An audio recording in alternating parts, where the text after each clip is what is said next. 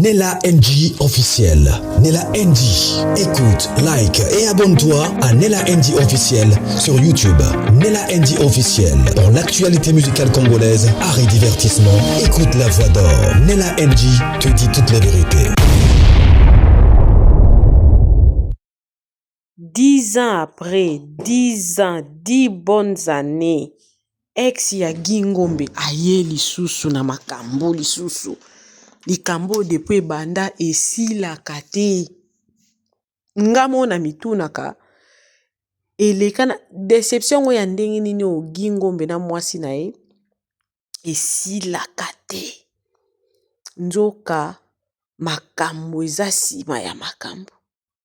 Ye ayaka na makambo ya Bellevue awa ti. Ayaka na makambo ya Bellevue awa. Nzoka ye pas ça bon. La Bible dit vous connaîtrez la vérité et la vérité vous affranchira. Hein? Eza pe na makambo su basalaka basala yango ka na ba ignorance. Omona mutu moko aza ignorant ni loko. Mais a décidé aya koloba. Ezo pe bien parce que omona bokabwana me obimana mobali moko bobota pe bana bokabwana me moko na bino to bino mibale bavi na bino ezo simba te. Peut-être eza na eloko mo oyo bosala na kala esimba te. To bosalaki yango par ignorance balien wana bobrise yango te. Bato boyo ofinga mwana mwasi oyo baofinga na bango yeka apamba. Soki lelo a décidé aloba peut-être eza parmi ba recommandation o nzamba asali ye aloba po azala libéré. Parce que ça na ba malédiction msusu ekendaka so mutu azwi courage alobi eloko esalaka omonake mutu wana après akomi délivré. Alors notela bino video o bolanda ngo très bien. Ye moko kaka fandi kaka mamo ka abandi ko confesser abandi ko loba. Ngai so nazalaki mwasi ya Gingombe ya ndako. Ndenge na election mbali na ba délivrance. Parce que Gingombe azombala liboso te. Oyo abali mwasi après avoir kobota na mwasi mususu. Mais pourquoi ya Gingombe ezalaka toujours boy? Des questions yango na des photos mitunaka. Il y a un ça ne va pas. Mwana mwasi wana atikala kofana na kimia na libala nete talaka babe yanki Karaba la sorcière. Est-ce que mwana mwasi o mutapanza bango? Beaucoup de questions. Pourquoi mwana mwasi azalaka fandi azongeli Gingombe azongeli boy? To pona ye Gingombe aza mosantu. Na hebite o toki 40e vidéo ka pona makambo moko. Na otikela bino bolanda. Boko milanga ba commentaire na se. Boyebisanga elo ni bokanisi par rapport à makambo. Coucou à tous les Nella Chou, les Nella Cœur, les Nella Love et bienvenue à tous mes nouveaux abonnés. C'est-à-dire que tu es nouveau sur ma chaîne, n'hésite pas de t'abonner, clique la cloche de notification, suivez la vidéo, moi également je suis avec vous. Suivez. Nabetela bino lisolo ba abonné nanga. Ba abonné nanga baza mayele. Mukolo mo bweto ofutela na des écuries. Isika na banda ofutela na papa ba nanga. Isika papa ba nanga tokabwana ka. Akenda sikoyo kokota libale pa Karaba. Bitumba tellement ezalaka makasi. Tete Kabedi, je te salue, ma copine. Eza na bato bayebi ke ope amwana nzamba solo bato bakobetela o eza ba proche nanga eza ba ninga nanga. Eza na ba serviteur belé ba servante belé lelo. Réalité ya histoire na ye baninga na belé bayebi wana mankiona. Mais mukolo moko Tete Kabedi copine nanga atali bitumba nanga atali beauté nanga lebi espé o eza kopu ya libota. Ah Tete so matina vie de prière makasi eza somo yango ténèbre lingaka te e yambriaka bato baza na étoile po ba accomplir mission te baza na ba capacité ya ko arracher o eza important ya vie na bango te. Ténèbre eyebaka. Tete ebisinga BSP bitumba na oyo komi kopi ya libota mudiambudi mwana mudiambudi famille pona nga ya likambo famille. Kamara nanga Tete na tiaka ye penza kate. Et puis curiosité ya olinga oyeba vie na nga auprès de Dieu nabite. Nga boti mwana liboso papa bango akufi. Nazwa mobali na nga mibale babotoli. Nga ilfo na yeba. Eza na bato ebele bayaka atika. Eza nini? Vi na ye vi ya banganga. Vi ya kobwakela bato ba maladi kobotola mibali o baza ya yete bato ebele na réseaux sociaux awa. Bachiza. Mais nga nalobaki nga ilfo na yeba vi na nga auprès de Dieu. Yango bato musu bazoya ba oloba likam nini esi la raté. Eza série télévisée na nga. Eza série ya histoire à vie na nga. Tant na banjo bondela na banjo bondela na banjo bondela na eko rejoindre tété. Na epesa tété raison parce que eza na makambo nga na monaki. Lelo pour la série Karaba. Na ba connaissance pour na nga eza ebele. Mato inange fungwama. Nazara na double oreille pour la série Karaba. Mukomo nalali balakisi nga papa bana nga na se ya mai. Et chambre nga na kotaki, bato na kotaki na réception, ba sécurisaka ba chambre ba prison ya bato. Ezalaki membre familial côté ya bo papa. Sko yebisanga. Soki na chembamba te ya romlinga kenzambe na yeba. Na oyeba nde nini ba delivera bato na prison ase ya mai. Na yebi yango na série Karaba. Na yebi sorti ya ba sirène na ba sirène série Karaba. Na yebi ndenge nini bakangaka bato. Baba nana kokanga mutu spirituellement ba porter plainte spirituellement et puis physique et latinzoto et puis na yebi pona nini muto bakoki kokatele peine ya 5 ans 2 ans a piriger yango na prison ta mususu ya makala ya ndolo na série Karaba. Sko bande kwa tabino moko théologie gratuit boye ozoyaka kopesa ko setika kotula winga ifona tula makasi na monde ya ténèbres. Kotulo bolobaka na otula eza kotula na monde ya ténèbres parce que démon moko te mobali moko te ya démon akoya kosuye temple ya molimo mosantu na nga parce que na yebi mwasi oyo azokaba nzoto azo changer mibali na yebi nini aperdaka nini a recevraka sur le plan spirituel. Bientôt, nous avons la convention, il y a 2 jours, pour parler de la femme. Pour parler de la femme. Et puis, on a obimisa biloko yo, nzamba enseigner pour na pouvoir ya bomwasi. Eh, yaya. Obi combien d'enveloppes dans ce de grâce ngana ozwa? Obi combien? Nzamba osepela nanga kapona série Karaba oyo. Kolinga koyeba réalité ya vie nanga. Et sala ke bachelanga Karaba lokola kobaiti. Bachelanga Karaba lokola kobaiti. Lokola saki ya ba boxer, babi beta, ba muscle spirituel nanga ekola.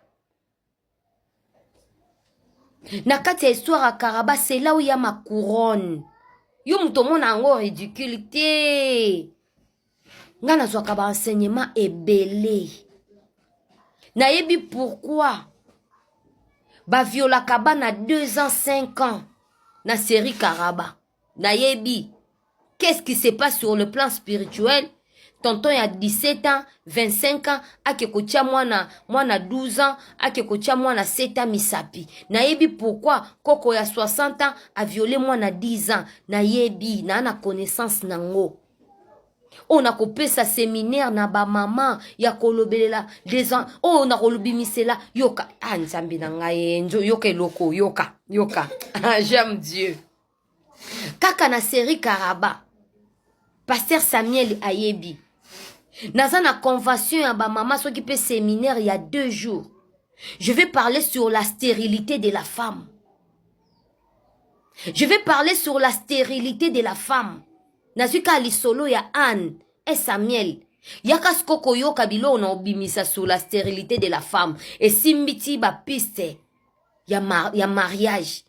Sur la stérilité de la femme, ils ont la même mariage. Comment de femmes ont bazo vivre loi ya célibat na kati ya mariage? Oh loba oh, mutu asi abala, a vivre loi ya célibat ndeni na ya oyoka. Nazu yango na série Karaba. Yo mutu opekisa nga santonor pa. Nazu yango na koba iti na nga Karaba. Saki na nga ya boxi o nzamba pesa nga na betaka po ba muscle spirituel na nga ekola. Bopekisa nga te pardon na école, botikela nga temps. Botikela nga temps, s'il te plaît, botalaka série yango na misu ndenge ezokende. Après tout, mutu yango bakanga mobali na ye eza nga papa abana na nga mibale. Est-ce que vous comprenez yango? Na série Karaba, baye kotangisa nga ba prison. Ya bato bakufaka kati na masumu. Ba mama Irène. Maman Irène, je te salue ma soeur, que Dieu te bénisse. Maman Rebecca Ilunga, bango bakufa nde bakenda. Me kaka nga na série Karaba koba iti na nga nzamba pesa nga Karaba. Isika ya enseignement ya vie na nga. Na ye komona ndeni papa mwana na nga liboso Emeka. Tango akufi. Na kati ya masumu, na kati ya koluka succès ya garage. Continuité na ye na vie. Na monde spiritualité. Combien bazo torturer ye? Balakisi nga ba torture ya ba sexe. Balakisi nga ba torture. Kaka na série Karaba. Karaba za koba iti na ngai. Isika bazo fabriquer nga ba obimisela nga ba kisi ya kobikisa batu. Botika histoire ko, botika ko. Kaka na série Karaba. Bazo enseigner nga ndenge nini famille. Ete kakabatu. Bazo la kisanga porte fungwa maranenge nini sur le plan spirituel. Famille epe sakabatu ya libanda opportunité nenge nini. Yaya. Place nazo mimisa ba enseignement ebele. Koba itinanga Karaba la sirène. Place bazo expliquer nga ndenge nini mibali mususu soki azo répondre moi si mangala ya mabe. Nini ese pasaka na mobali aswanaka na mwasi na ye lokola mwasi na mwasi ke mobali na nga soka ya bibo swana katelo mangala oyoka posa ya okanga biloko na obomi libala. Je sais. Et puis na yebi délivrance nini na kopesa na ba couple. Basini nini na kopesa na couple o ba o vivre loi ya célibat na kati ya mariage. Aza na kati ya mariage mais loi ya célibat familial elandi na opesa bilembo et moi si tout ako se retrouver lobaye aza en raison na vivara na ngango. Tant on appelle ça ki bilembo ya ba mari de nuit na ba femme de nuit na pesi ba signe na zara na batutala. Ya nyatela nga amen kuna ya osabone ka na YouTube yaka ya osabone na mambo ebele. Jeannette Mbizi okomelinga na YouTube, je ne sais pas ce que outi TikTok parce que ça ba tonso ba otaka TikTok ba ke YouTube. Je vais te répondre ceci. Namoni okomelinga un commentaire que je suis en train de me justifier. Qu'est-ce que tu appelles la justification? Sans t'honore pas, servante de Dieu. Obeninga servante de Dieu. Oyebi source ya ki servante de Dieu nangati. Oyebi te. Source ya ki servante nanga eza na makambo ebele na kati. Onalinga ki na yeba auprès de Dieu. Onalinga ki na yeba lelo yo benginga la servante. Oyebi source ya ki servante nanga te. Source ya ki servante nanga na histoire ya série Karaba. Epesinga connaissance ya mambo ebele. Ce que oyebi te. Lelo to comment na solo ya Moïse na kati ya Bible. Prophète nyonso pasteur nyonso obimisela ngo misisa na chair pour édifier des enfants de Dieu. Les solo ya Moïse na Pharaon. Nzamba talaki ba capacité ya Moïse. Force ya Moïse intérieure. Alobike na koki kotinda Pharaon et Moïse. Et pas Pharaon pour à libérer peuple Israël. Biso sototanga ka ce n'était pas facile. Biso soto tanga ka ce n'était pas facile. Le lieu comme histoire. C'est la même chose avec toi, avec tout le monde qui m'écrit. Le solo à 2020, ce n'est pas 2020.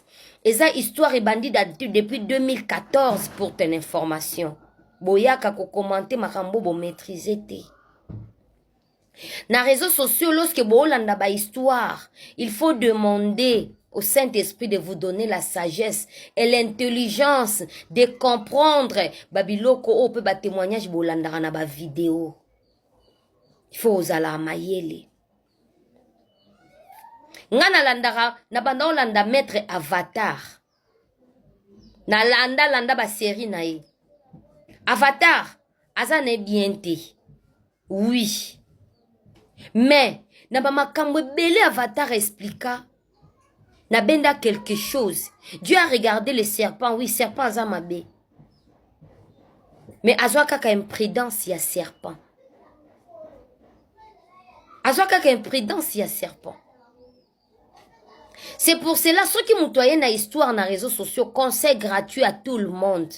Senga kanzambe sozo landa likambu, linga oyeba. Tozo mona li solo ya David na Goliath. Tangu David a uti zamba aye na ville. Akuti kop. Atuni Saul. Aiza kop nini? Kopeza wa soko ko isi batuana yozi couronne komi mukonzi okomo soki pe bino koto yo David atali abinga na osala kopango. C'était combat ya royauté.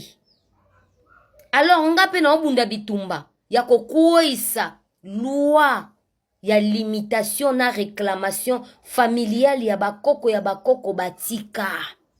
Eza ridicule te. Yo mutozo mona on le quoi ridicule. Non. Ngana yebi lisolo a vinanga. Et pendant que Moïse a tchaki Nzamba tchaki Moïse en face ya Pharaon. Nzamba banda olobela Moïse. Si aujourd'hui tu m'appelles la servante, si aujourd'hui na le kaka papa Ivipan, na sali émission, nazo simba dossier mari de nuit femme de nuit ba utakawa pese pasarande nini. Ezaka pona série Karaba oyo. Nde meminga na connaissance yoana. Pona koluka nzambe pourquoi? Soki naza deuxième bureau kitoko. Soki na deuxième bureau chiza o vi kitoko. Mobala osombelo na voiture. Akokipe yo. Aope sombongo. Wana nde omona batu mususu aya bwaka na TikTok fi ya lokolo pepele parce que fléchir na loi il faut za la kaka deuxième bureau oza na droite ya oza la première bureau. Lelo naza na ba mateya ya ba mama. Nazi onka na série Karaba oyo zomona que c'est ridicule, ça m'honore pas. Nazi onka na série oyo, la curiosité auprès de Dieu, kotu na nzambe pona nini. Nzamba ebisinga lokola Moïse nenga benga ke na montagne 40 jours 40 nuits, alobi fanda awa, nazo enseigner yo. Ale nzamba bandi otangisanga na yebi esprit oyo e baluka kana via bana na yebi que puberté ce n'est pas un esprit et ce n'est pas puberté ezate que mwana oyo eza âge puberté na yebi que puberté eza esprit géant oyo a opéra kana via bana na ba âge de pointe. Lelo na yebi ndeni ba chasaka mari de nuit na vie ya mutu pona série Karaba ya tikanga na école ko nana théologie nana théologie on a fouté la transporter mais na fouté la okaka ba discipline ya kotula na fouté la okaka ba discipline ya kotula oh bino bolobaka kotula j'assume kotula pona zozwa ya motuya. Oyo batu mususu bakenda kosala ba incartation na Brazzaville nga nazozwa. Lelo na yebi puissance oyo, énergie oyo, capacité oyo mwasi aperdaka. Na nzela ya kokabakaba nzoto ya kochange mibali. Kaka na série Karaba oyo, dobotika nga pardon na série nanga. Na linga série nanga oyo makasi. Po efungolela nga lola. N'est qu'aux enseignements sur la loi familiale. Ya bakoko. Nga mona koko na nga kote ya bo papa akufa. Angelani na kopo ya bitumba oyo me asi akufa. Na mona papa na nga asi akufa na bitumba oyo bazo expliquer nga sur des prisons. Yo ke kopekisa nga o ça t'honore pas. Na kozwa kaka message ya connaissance mo na salela ngo séminaire et puis na sali plein. Puis batu babiki kana kopo oyo ya Karaba. Ici kozolo ba que ça m'honore pas. C'est là où il y a ma couronne. C'est là où il y a ma couronne, ma sœur tika. Bino batu bozo ya o bozo finga botika. Botika. Lelo soki na yebi ko diriger mutu na prière, il y a délivrance, il y a source, il y a repentance. Et ça pour na série Karaba.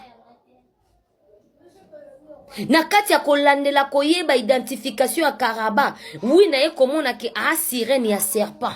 Na ye komona source ya revenu ne na mokili. Ba fungole linga. Na ye komona ba opportunité libote epesaka na banguna na profondeur. Na ye ko comprendre partie ya sorcellerie ya sang kaka na série Karaba. Ndenge zolo balakisa batu chemin ya paradis ndenge lobaka na batu repentez-vous. Ndenge yo yebi ke na sala kana zio on a série Karaba.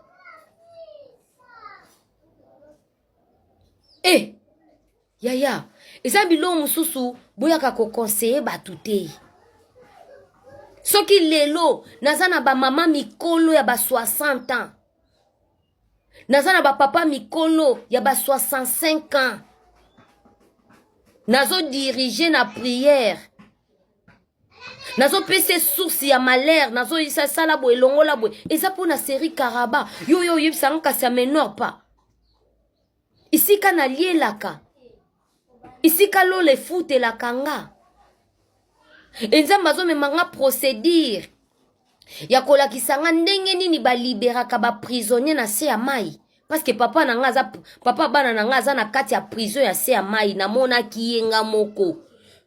Nzambazo akoti singa théologie gratuit. Mais ce que j'ai payé c'est la discipline et la vie de la sanctification. Toi tu me dis que ça m'honore pas. Ah tikako. Yango lisolo ya grand prophète na petit prophète. Binondet. Je sais les combats, je suis en train d'achever. Nayebi bitumba nanga. Nayebi ndenge zokende pi nayebi ndeni nzamba solo la kananga. Eloko asoni awa ezate connaissance nyoso nga na bimisa. Source ya malheur nayebi ya vie ya batu. Consultation de ba prophète babenga consultation prophétique nayebi yango na série oyo. Kolinga koyeba pona nini kaka nga ifo nazala mokila. Nazwa mobali na nga moko babotoli. Nga ilfo na yeba vi na ngezo kende wapi. Na yeba naza nani na mokili oyo. Nga na ko vivre malheur aboete. Nde memi ngai na dimension oyo. Yaya tik. Mbote na babone na nga. Nana lisolo mona ngina partager na yo mwana nzambe. Kalezalaka na 2028, 2018, 2019, 2017. Donc, prière. Namati est tendance. Namati mangengenge na keluzizi la. Soki na zongi. Bana batunyo maman. Je faim. On va manger quoi? Mais là, on a la présence en Zambé. Au moins, on a côté retraite. Nan e loko liati. Na satana 1000 francs te. Na zui transco. Bwebika transco 500. Na matiti campus na tendance. Aller-retour nangeza 1000 francs. Place transco ko kitisela yo beti makolo tindaku. Koluka nzambe. Ko demeurer na kati ya présence en Nzambe. Omona pe ozongi na 500 francs ya osomba lipa ya ofungola prière ezate. Otali na ndako kande bosukola ki basani eloko kolia ezate. oza na appel te, oza na relation te, baninga nyonso bakimio, balobi okomi mama pasteur, balobi okomi mama pasteur, okomi mama prophète. Na lisolo nanga, na pesi passage à Bible, Matthieu chapitre 24, verset 13. Omono ke bondela, bondeli. Ozongi ndaku botali bana bayebisi mama je faim. Lobi Nzambe. Mais na lolenge ya bonzambe ne na mawana ye. A créer bino situation mo bone fiske estomac ezwa eloko. Estomac ezwa eloko poka misu ezwa moye ya kokangama po bolala. Oloba oteka otia mumbongo boye esimba te. Activité moko te esimba. Tu te sens étouffé. Nalingi na yebisa na mwana Nzambe moko kosambela te po Nzambe apeso libala. Kosambela te po Nzambe apeso mabota. Kosambela te po Nzambe apesa yo mbongo. Sambela makasi na kati ya sanctification na la crainte de Dieu. Nzambe a délivré yo. Parce que soki Nzambe a délivré yo, o nyonso zo senga wana epesamela yo ekoya na pete. Eza eloko nga na vivre. Elelo tokomi na 2026. Na okota prière, natiki provision plein.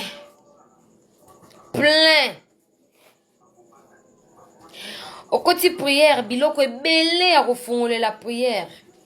Oza na ba déjeuner nyonso.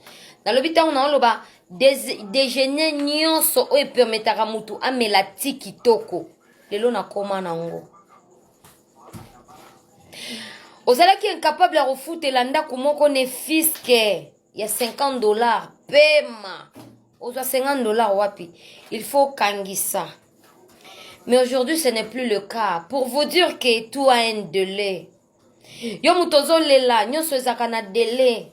Il suffit ko accepter. Soki Nzambe alobi yaka. Soki Nzambe alobi fanda awa, fanda. Et Matthieu chapitre 24, verset 13, la Bible me dit que c'est lui qui persévérera jusqu'à la fin. Il sera sauvé. La persévérance. Et les kinyonso ya vie à mutu. Et les lobana ba yebisa nga souste que je faim. To koma ko sala choix ya biloko akolia. Je répète encore pour te fortifier ko yebso que tout est un délai.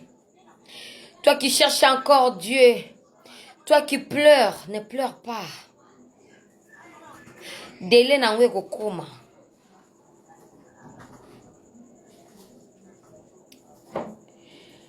Au fond, les prières directement, na brutalité. Mais aujourd'hui, j'ai tout. Faut to tato la ramone na banzambe. Tant nzamba zo sala, il faut to tato la ka. To fortifier ka ba oyo bazananu. Na kibomango na centre ya formation ya bonzambe. Et ceux qui na lobi na zalaka na tout, na za na tout. O ba déjeuner la ka. Je dis tout. J'en ai.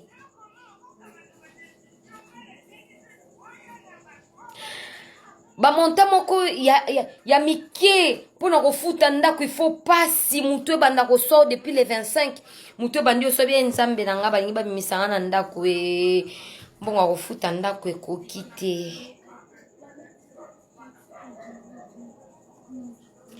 Elelo nazo futa ndako monta oyo kutu eza ya likolo eleki ba 50 eleki ba 70 eleki ba 80 et l'équipe a chiffre nyonso na likolo na facilité. Tout a un délai, bien-aimé. Nyonso ezalaka na délai na vie ya mutu. Nyonso ezalaka na délai. Il suffit kosenga molimo mosantu apesa yo. Le Saint-Esprit qui nous amène dans la persévérance pour contempler sa gloire. Si le Saint-Esprit est avec toi, ayo peso persévérance, tu seras sauvé. comme la Bible nous a dit. Loso il faut bakabela yo na bato ya société. Mais les longa moko na koma na basaki ya loso. Eza pona koyebisa mutu moko ke Nzambe asalaka kozala presete si réellement ozoluka Nzambe na kati ya bosolo na kati ya persévérance tika baseka tika bachola ta gloire arrive, ton miracle arrive.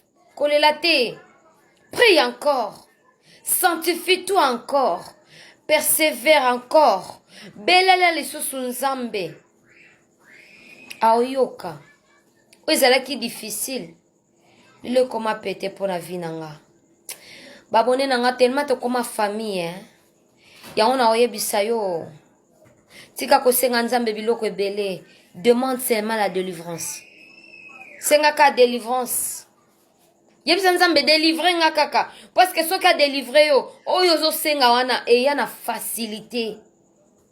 Soki ba pesi yo sans délivrance ba obotola yo ba obotola.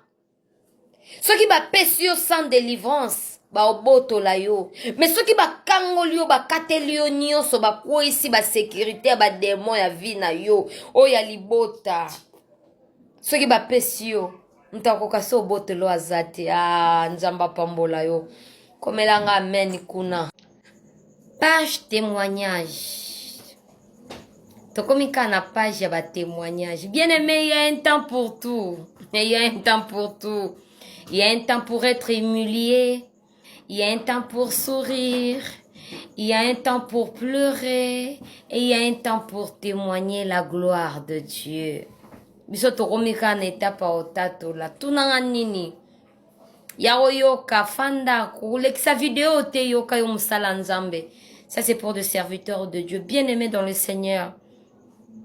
Ceux qui obengama pona ko salela Nzambe na bolingo nyoso. Longola ba intérêt nyoso. Tiana mutu na yo intérêt ya mission. Ezala bien faite.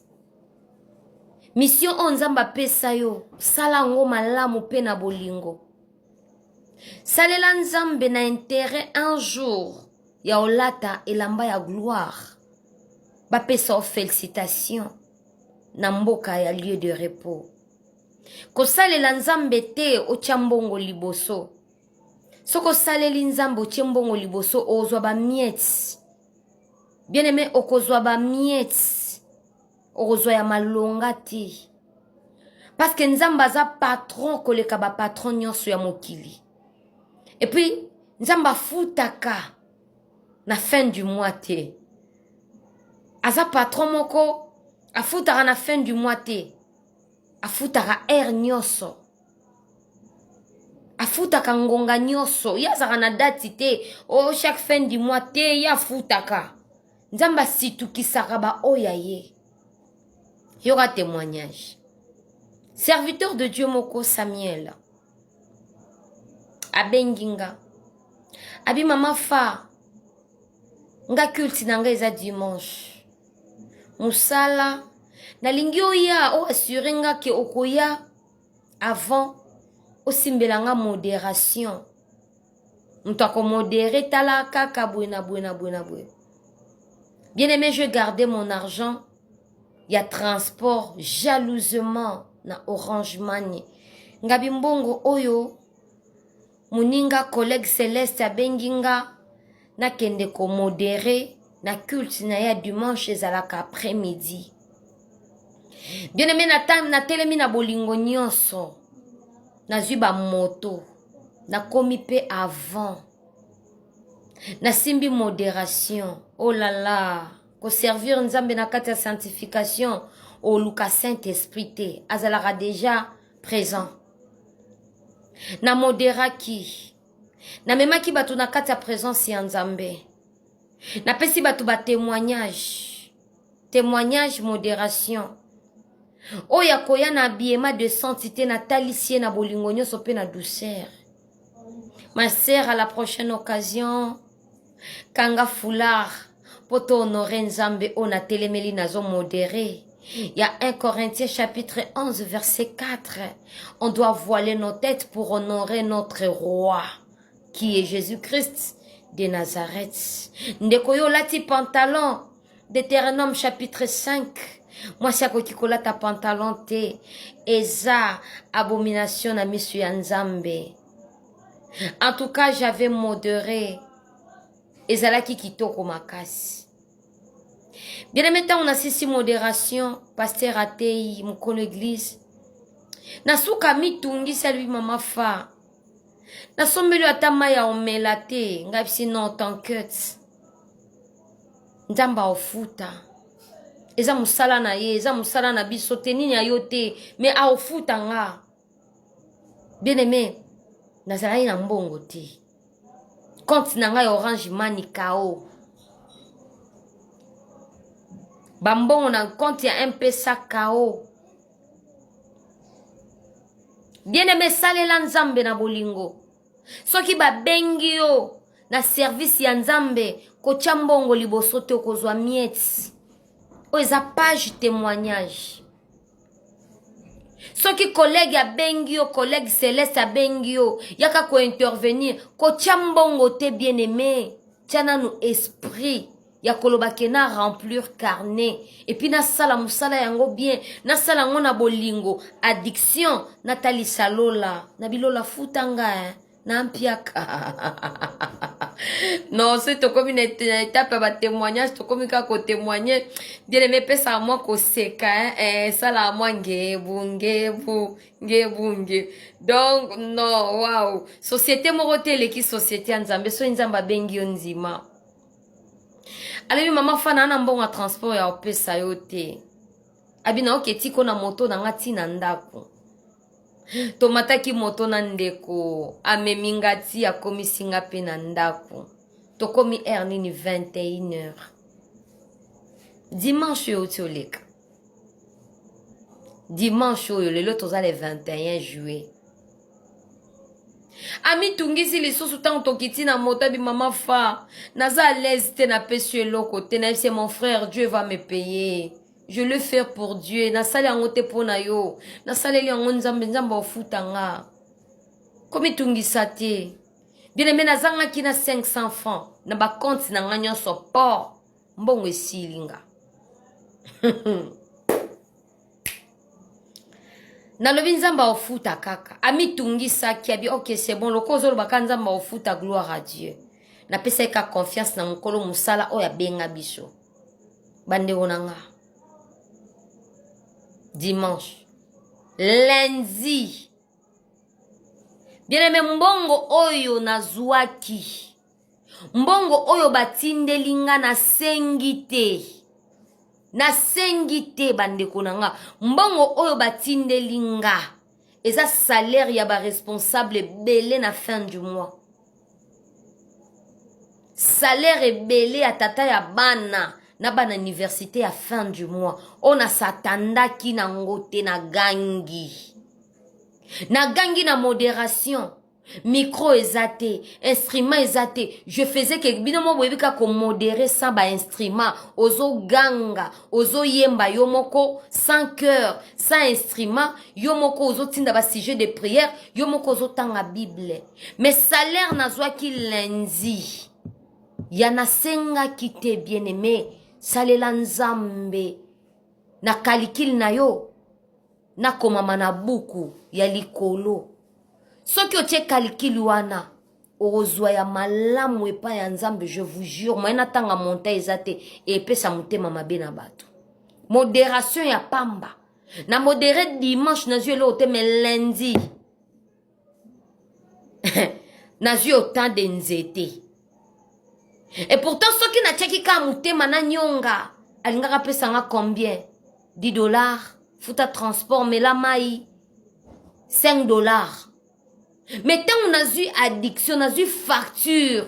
Ya musala o na sala ki, na pesi lola. Et puis na pensé na pesi lola ya solo, na nyonge lié pété, na ebisi non, c'est Dieu qui nous paye. Na bengi, na ebisi papa Samuel. Tout ça, les nzambe, na kati ya sincérité, nzamba futaka. Nazui salaire moko, tu ne peux pas t'imaginer. Banzete. Tant on a le banzete, c'est qui 100. Mon côté. Bien aimé, salela nzambe malamu. Yo mutu ba collègue ba benga yo pona ko servir, ozo tia mayele, o tielinga transport, il faut na mela, il faut na lia, ozo akaba miets. Tika lelo na yebisa yo, sala yango na ke ozala noter na likolo ke ba peso ba miets. Parce que nzambe oyo abombela kabiso ya likolo, apesa kabiso pe ya se. A peso ozela kaka te okizwa na lola te. Nzambe azalo kwa ba patron nyonso te. Akofuta yo. Natalinga bi nakabola na ba abonné nanga. Tokoma famille yaya. Yo muto salela nzambe, salela ye malamu. Kozela te collègue apesa, a peso miets. Mais on nzamba opesa, a peso ya koleka parce qu'il est le patron numéro 1. Le patron ou l'équipe patron nyonso dans le monde entier. Que Dieu te bénisse. Nyatelanga meni kuna.